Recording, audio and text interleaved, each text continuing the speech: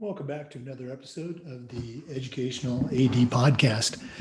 We couldn't do these without the incredible support of our sponsors, and we want to take a moment to say thank you to all of them.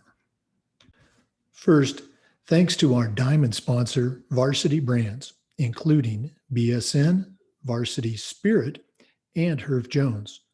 Varsity Brands, elevating student experiences in sport, spirit, and achievement.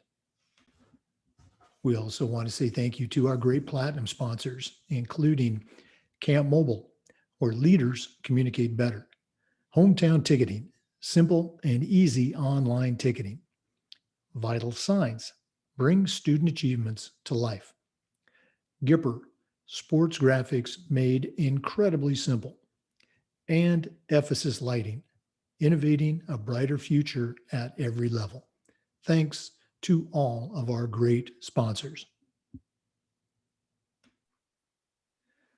Welcome back, everyone, to another episode of the Educational AD Podcast. Our guest today is Tim Gretzler. Tim's a physical education and history teacher at Murdock Middle School in Port Charlotte, Florida. He's also responsible for the athletic administration at his school. Tim, welcome to the podcast.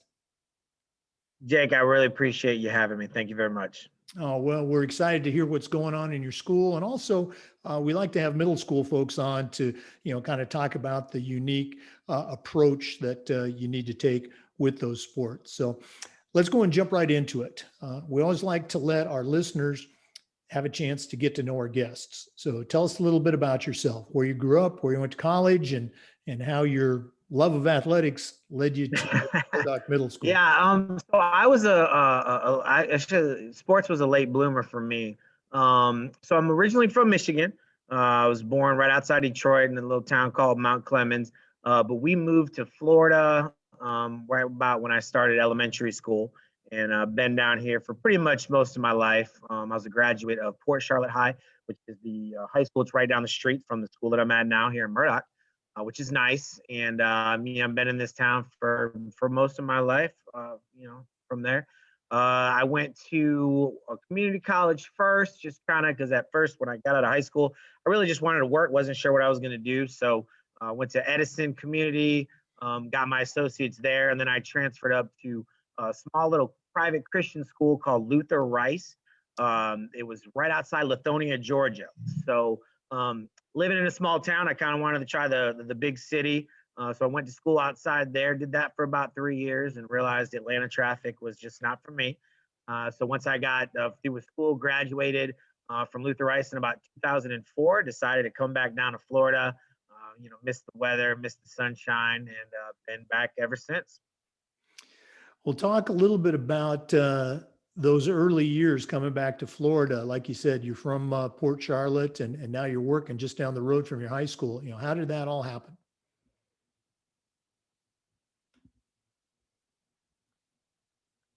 I had no thoughts of getting an education, but when I got through with school, I grew up playing sports. I should say I got into sports probably around sixth grade, middle school, which is, funny because I've been in middle school sports forever now, what it feels like. I was extremely short, even though I'm short now, but I was even shorter back then. And I tried Pop Warner football, but I was really heavy set. So they stuck me at like defensive tackle. I was 4 foot nothing, but I was like 110 pounds.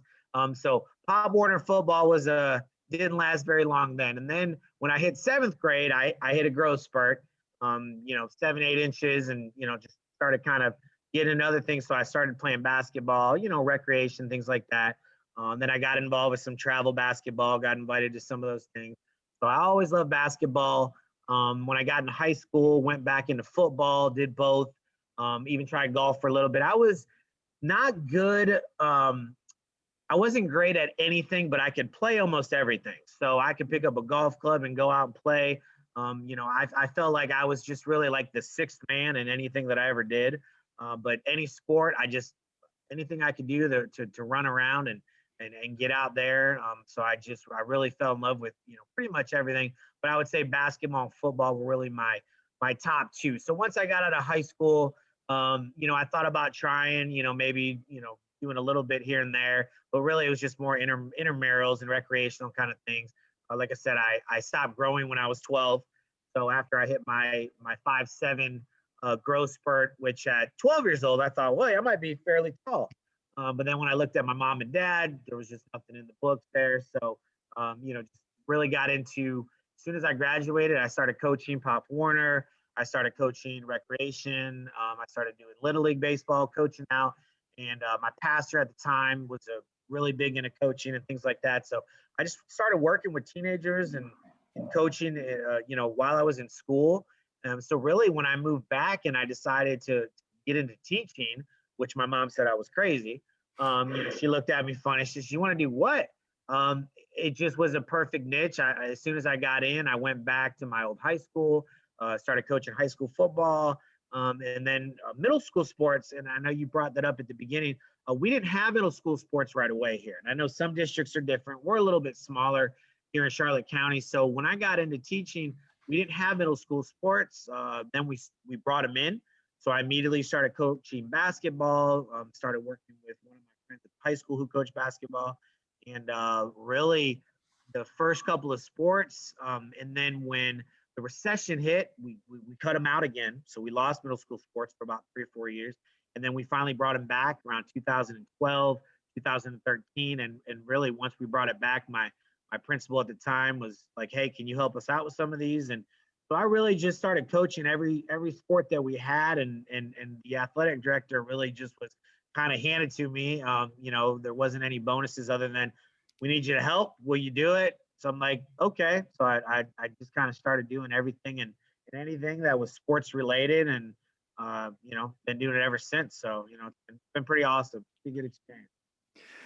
Before we came on, we talked about the concept of wearing a lot of hats, which, many administrators do. And, I've actually seen you in action there at Murdock. So, Yeah, well run program. Hopefully that'll continue to develop for you. I appreciate it, and like I said, it's been a learning experience. You should have seen me last year when I was the head coach and running the things. It was in, in between timeouts, and I'd get a radio call, and I'm like, I can't answer this right now. It was definitely, I've had some good moments for sure. Yeah, a baptism under fire. Yeah. Yeah, exactly. Yeah. Tim, in our profession, teaching, coaching, and athletic directing, we always talk about the importance of leadership and particularly mentoring.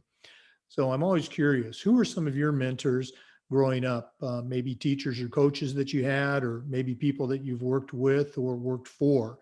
Yeah, Whose I mean, voice do you still hear in your head? I've come into a lot of people that I've met obviously over the years. Some of my coaches. It's funny, Coach Nolan, who is still the athletic director over at Charlotte High School. He was my first football coach. My freshman year, he was coach of the basketball team, and he was just. I'm still terrified of him. I always tell my kids these days, the dynamics have changed between players and coaches, especially with the younger generation. But when I was in school, we were absolutely terrified of our teachers. So, Coach Nolan, who, I mean, Charlotte High School is a phenomenal athletic program, has been for many, many years. So he's been a great person I've always really looked up to. Some of my teachers, I remember Coach Rankin. He was actually my seventh grade math teacher, and then he coached some swimming and things like that in high school. Just an awesome person. A lot of those guys I remember just of who they were, not always what they did, and the things that they ran and what they were in charge of, but just their character, their personality. And like I said, some of those things really just kind of probably subconsciously played an impact. If I really thought back, I could go, oh yeah, but you don't really think about it at the time. But those guys just played a huge role. And then when I got out of school, when I first really started getting into teaching, some of the athletic directors in Port Charlotte High, which is our neighboring school, James Vernon, who was the athletic director for a while there, he's now an administrator. And then Coach Bruglio, who still runs things, he's their current athletic director. Those guys I've talked to, I've a lot of contact, because at the high school level, they just deal with so many more things.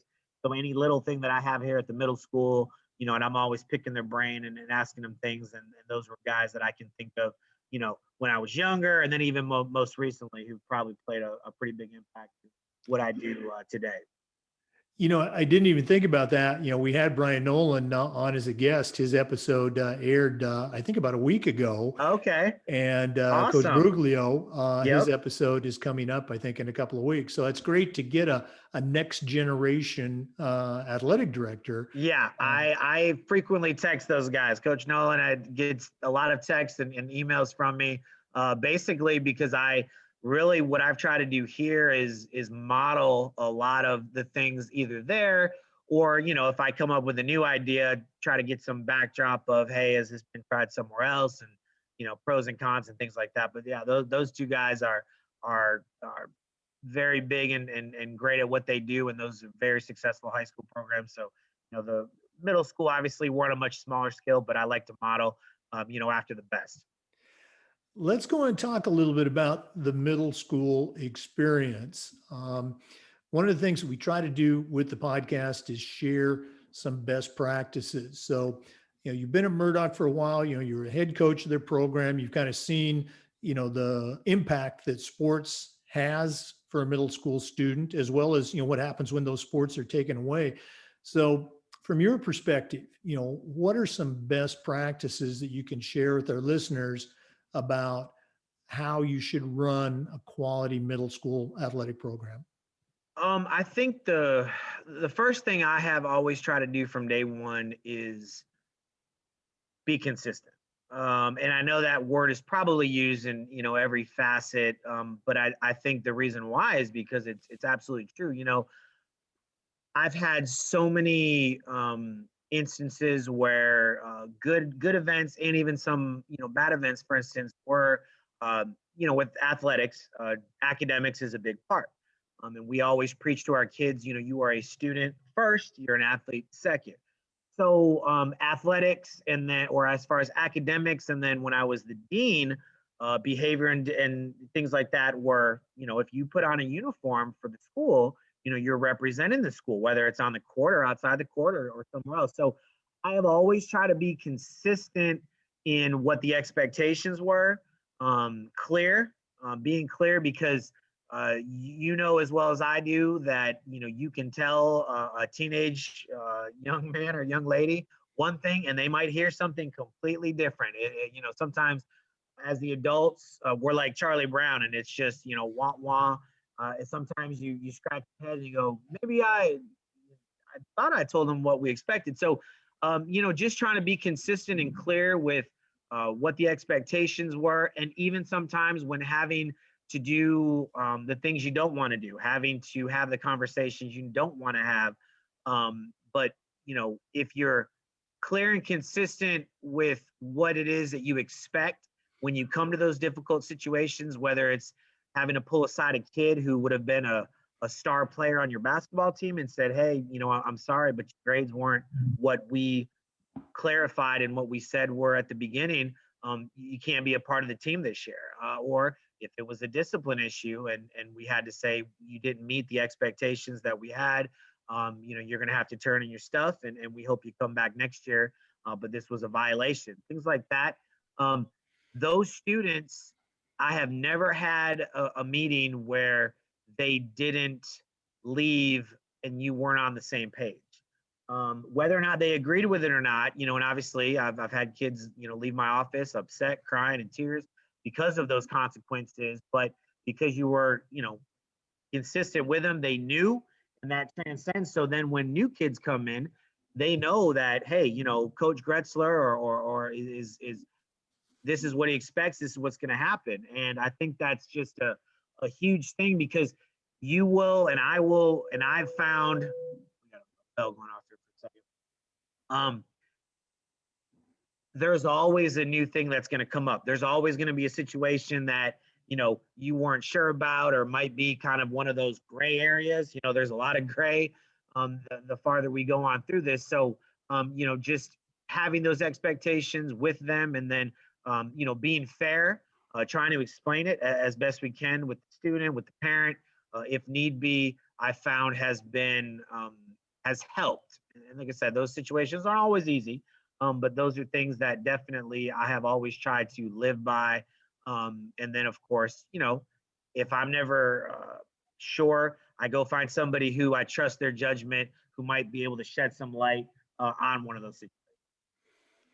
Yeah, that's such a great point. The consistency, whether it's, with coaches, with athletic directors, with deans, all the way up the ladder. If you're an AD and you have a coach that is not delivering the same message that you are, Yep. that's where those problems occur. And talking from a dean's perspective, I was a dean of students for a couple of years and really enjoyed it.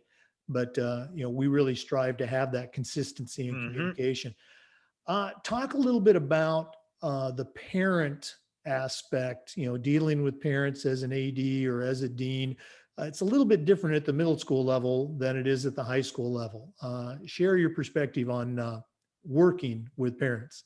It is. I would say, the more that I'm involved, the more things that I do, it's definitely it can be challenging. Like I said, when you talk to students, sometimes what they hear is not what you said, and you feel like you speak a different language, and even with parents sometimes, and I get it where most parents that you deal with, we're dealing with their children. We're dealing with sometimes if it's mama bear or papa bear, that's their baby, whether or not they're 13, 14, they're 6'2", 200 and 20 pounds. That's still their baby and their child. So, they're going to defend them. They're going to be on their side. And I totally get it. So it makes it difficult sometimes where, you have to come in and you're viewed as, either the bad guy or the bearer of bad news. So I've always tried to be on the same page as best I could with my parents, as far as mapping out things. Mostly with academics and behavior. We send home first day of practice, whether it's basketball, wrestling, volleyball. I sit down with my players and I have letters that Dr. Deschardins, who is kind of over all of our students and supports at the high school, and one of our assistant superintendents. So he gives us the information, and I have that all printed out, and I go over it with them line by line with the kids. I send it home, and I make the parents sign it. That way, they at least have seen what I've said, and they've agreed to it. And those kids, if they don't get those papers back to me within the first 2 days of that season, if that first game shows up and those things aren't turned back to me, they're not on the court. They're not playing. So they get them all back quick. It's a lot different than when you're sending home a report card sometimes and they lose them. So, but dealing with the parents, I just find it that, the more I do it, you just meet so many different people from so many different backgrounds and cultures. And, diversity is just a huge thing, even at the middle school level. So it's challenging. It is very challenging.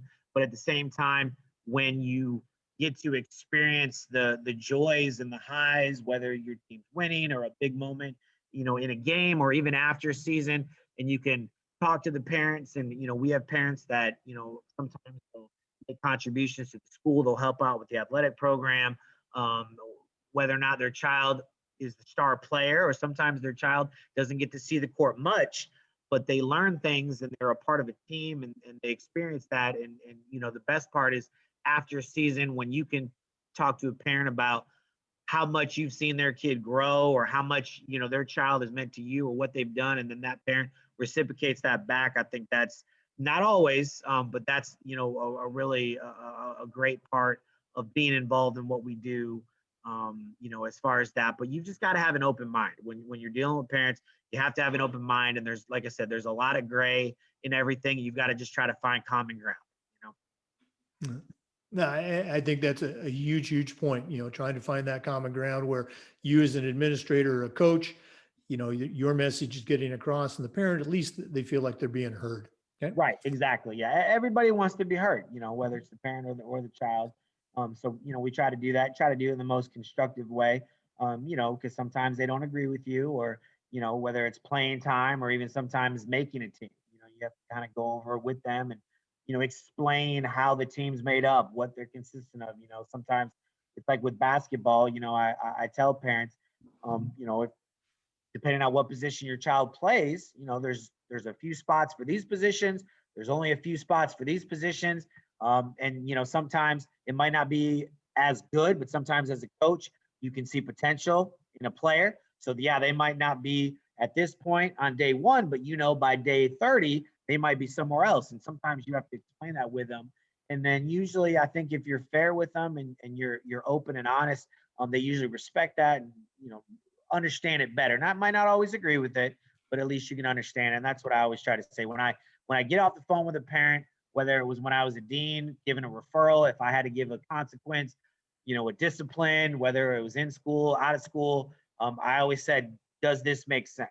And I always asked them that question anytime I was on the phone or had a conversation. And I feel like if you explain it enough, they're usually like, it does. Even if they don't agree with it, they understand it, and then you can, find that common ground and move on from there. Yeah, so very good. Good stuff. To our listeners, we're recording this episode on March 30th. So we're a little bit 1 year past the COVID anniversary.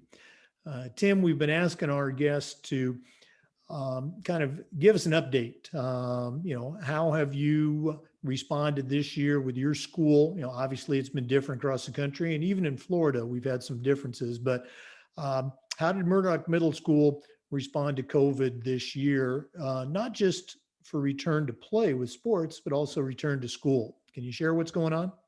Yeah, I mean, it was, every state's been different. I mean, I know some, and even counties. I mean, even in Florida, I know some counties were still doing the virtual. We got a late start. We pushed things back. I think we rolled out really August 30th was our first day of school. Kids fully came back. Obviously, we had a ton of guidelines, a lot of meetings about what was expected and things like that. As far as masks and just trying to be safe as best we could, protect the students, protect faculty, adults, and whatnot. So when we got with sports, we had to bump kind of everything back. So our seasons were really all kind of different. Not as far as at the high school level, they kind of stuck their regular schedule, but we had to move a lot of things around, which was fine. It was a little more cramped this time of year as far as not having breaks in between, but it was great because at least we got to at least host all of the sports that we wanted to. But as far as the guidelines, I mean, what the CDC would recommend, then our district would come out with what they expected, what we did, whether it was mask protection, cleaning procedures, temperature checks, at the beginning of every practice, every game, any event, anything that we did that involved, student athletes, we're checking temperatures, symptoms, same at the school. So, I would say the first month or so was interesting. It was different. It was definitely a different feel. This is my 18th year being involved in education. So it was definitely the most unique. It's still, I mean, even right now, I mean, we're still in the same guideline process. So nothing has really changed. So it's taken me a while. I still can't recognize certain students, especially the little small sixth graders because their mask covers 3/4 of their face. So, trying to learn names and things like that and whatnot. So it's been challenging. It's been different. It's been unique, but I think our school, our county, I mean, I really, I love our leadership. I love the people that call the shots, the people that, definitely are on the higher grade because they've been, just kind of down to earth. They've been clear, they as far as what we expected. And our leadership here, our principal, Lyman Welton, who's just a great guy I've known for a long time. Mr. Jenkins, who him and I work extremely close together with athletics and everything else. They're just great people. And anytime you weren't sure what was expected, or maybe is this COVID or a protocol, or they were a phone call away or a conversation, they'd come to your room and you could ask them anything.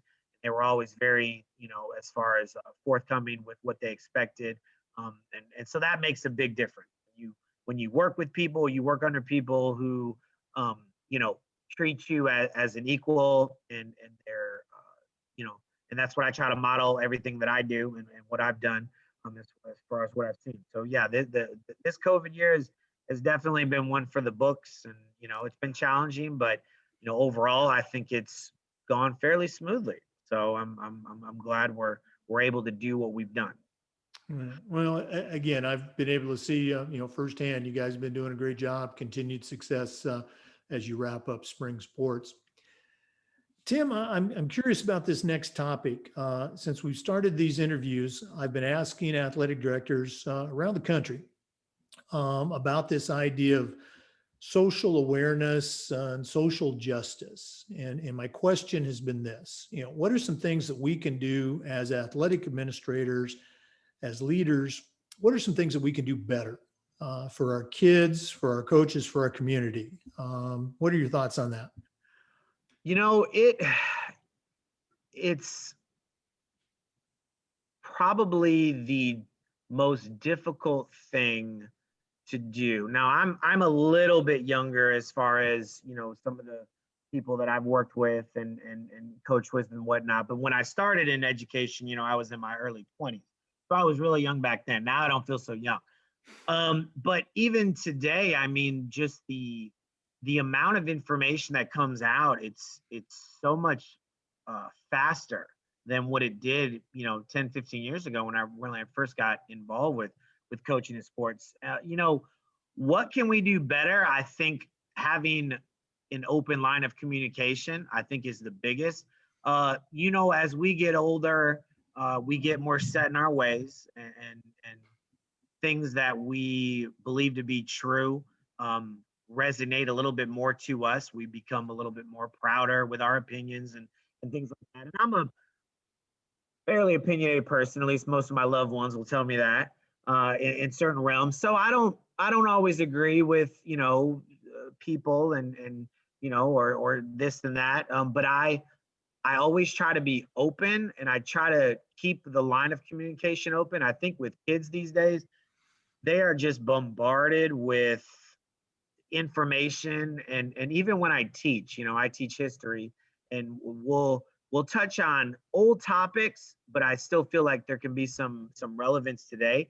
So I always just try to open the perspective up to kids, and as far as this side, and not to give my side, even though it's very difficult to do, but to just let people know that there are lots of sides to lots of topics, to whether it's equality and social justice and things like that, and letting students know that it's great to have an opinion, it's great to have a belief, but I tell my kids, in 3 or 4 years, 5 years, they're going to be the next voting generation, so they've got to be informed. You've got to be able to promote information and promote opinions. I think it's great I love when a student has an opinion, a strong opinion at 13, 14 years of age about certain issues. Now, whether or not I think they're right or wrong, I think it's great that they have it. So I think just having an open line of communication, presenting, all of the arguments, not saying, well, this side is right, this side is wrong, or this is what I believe, or this is who, I think is right. It's not always a matter about right or wrong, because at the end of the day, as well as I do, that sure, being right is fun.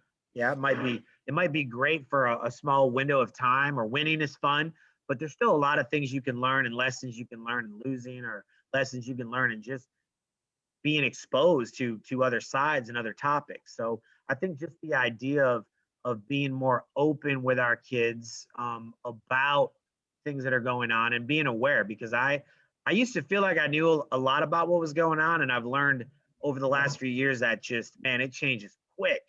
So, just trying to be informed, trying to be open, maybe not getting into right or wrong, but just hearing people out, I think is, because like with parents, they want to be heard. Kids want to be heard. I think we all want to be heard. And, so I think that's great. But I think, just trying to do it in the right way. And I don't know if there's always a right or wrong way, but, you learn. So sometimes you learn from the good, sometimes you learn from the bad. But I think that's probably something with the things that are going on today. And it's just so prevalent, especially in the sports arena, because, professional athletes are more vocal today than they've ever been. So our kids they're growing up seeing these people, they're their role models. So sometimes they might take one athlete's point of view as truth or gospel, and sometimes you might say, hey, there's another athlete who's got another view. Why is this right? Why is this wrong? Or what do you think about it? So I think the more you get them to think, the more you get them to think for themselves, to find information, I think is important. And I think I could do a better job of sometimes putting my opinion to the side, letting them talk.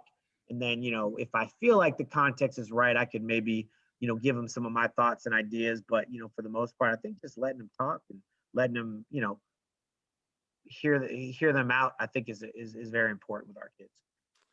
I mean, absolutely. You got to listen, and as you said, they got to feel like they're being heard. Mm-hmm. Well, Tim, this has been great connecting. I haven't seen you for a while, but I Yeah. appreciate you being on the show. But we're not quite done. We always like to wrap up with what we call the athletic director's toolbox. And you've been doing this for a while. And so I'm going to put you on the spot. I'm going to ask you to send out a brand new athletic director on their very first job. But I'm only going to let you put 3 things in their toolbox. What 3 items are going to go in Tim Gretzler's athletic director toolbox? So I thought of this one, and I didn't know if I should give a practice or if I should just give a thought process, because I've kind of put pieces together, and I've been in interviews for a while back. I interviewed for an athletic director job at high school, so I got a lot of cool questions. And I remember one time they gave me this question. They gave me 15 items, and they said you got to put these in order, priority. And I was kind of like, oh, okay, this is kind of neat. So I still remember that. But I thought of 3 words, or you could kind of put them into a phrase that for somebody who's brand new, these are just things that I don't know if I live by, but these are things that I feel like they've helped me succeed. So, they're common words. They're nothing, I think that are fancy or special. But the first thing for any Okay, so I thought of 3 just kind of words that everything that I've done, I've tried to use these, or they always seem to kind of resonate and come through. So, the first tool I would use would be brainstorm. You know, there's just so many things you can do as an athletic director, but you've got to understand that you've got to think a lot of things through. You've got to, come up with ideas, and sometimes ideas might be good right at the time. Sometimes they might not be good for 2 years down the road. Maybe it's a bigger project. Maybe it's something that you, are wanting to try. Like we just really got into starting, getting involved with business sponsorship, because, we learned that with athletics, there's expenses and there's things. And if you want to try to do good things, it costs money. So, I sent an email, I made a phone call over to Coach Nolan. I said, hey, how do I do this? What do you do? Because I know Charlotte High is phenomenal with that. So brainstorming, and whether that's by yourself or with other people to get ideas, I think is just something that's, essential for not even first day, first year athletic directors, but I mean, I would probably say most successful athletic directors do it on a regular basis. The second thing kind of plays into that is networking. Athletic directing is not a isolated job. You are working with coaches, you are working with parents, you are working with businesses, you are working with other people. The more successful you are at networking, I think the more successful your program is going to be. I mean, at least I have tried to model my program to what the high schools do. And obviously they're on a bigger scale and they have a lot more sports and things like that. And they do a lot more things, but networking, I've got on my phone probably 20 different names, and they all start with coach, coach this, coach that. And if I've got a question or I've got an idea or I've got anything, I pretty much have someone, whether it's a coach or, a lot of the athletic directors like Coach Bruglio and Coach Nolan, they're still coaches to me, even though they're the athletic director. So I know somebody that I can call. I know somebody whose mind I can pick, whose opinion I can get. And if it's a brand new off the wall I can say, hey, what do you think of that? So networking, but even like with your parents and your administrators and your teachers, you've been to a few of our basketball games. Um, I've got to have people doing multiple things because even as much as I try to do everything, I can't. So, when I was coaching and running a basketball game, when, of course, this year, because of COVID, we couldn't have students. But usually, our gym is packed capacity. So if I've got 400 people, I've got to have people doing this, people doing that. So when my seasons are coming up, I know who I can network with. I know who I can talk to and, try to persuade, AKA bribe, to help me out that year. So I think networking is important. And most importantly, the last word I would use or tool would be determination or to be determined. Um, Anything that I do, and I have a sports background, obviously, I want to be better than anybody else. Not in a pride way, but anything that I do, I just want to be the best at it. So if I'm hosting a middle school basketball game, I want whoever comes in from the outside who's been to other middle school basketball games, I want them to say, wow, like this is pretty cool. Like this is different than what I've seen. So I model, I go to the high school events. I see what they try to do.